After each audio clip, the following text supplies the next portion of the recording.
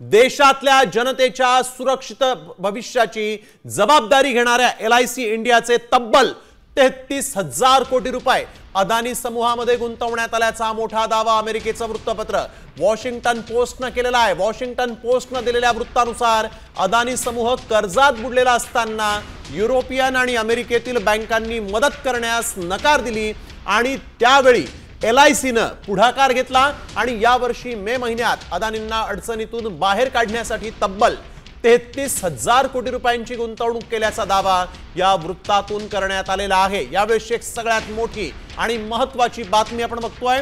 अदानींना कर्जातून बाहेर काढण्यासाठी LIC ने 33,000 कोटी रुपयांची गुंतवणूक अदानींच्या समूहामध्ये केली असा दावा अमेरिकेच्या वॉशिंग्टन पोस्टने केलेला आहे।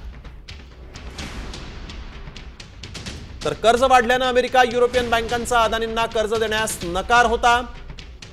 अदानींना अमेरिकेतील आरोपांनंतर $3.9 अब्ज मदतीची भारताची योजना असा आरोप आहे। भारतीय अधिकाऱ्यांनी LIC कडून अदानींना मदत करण्याची योजना बनवल्याचाही आरोप आहे।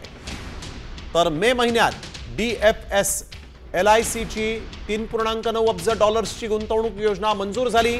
अदानी समूहात गुंतवणुकीस इतरांना प्रोत्साहन देण्यासाठी ही रणनीती आखण्यात आलेली आहे असा गंभीर आरोप यावेळेस वॉशिंग्टन पोस्टने केलाय।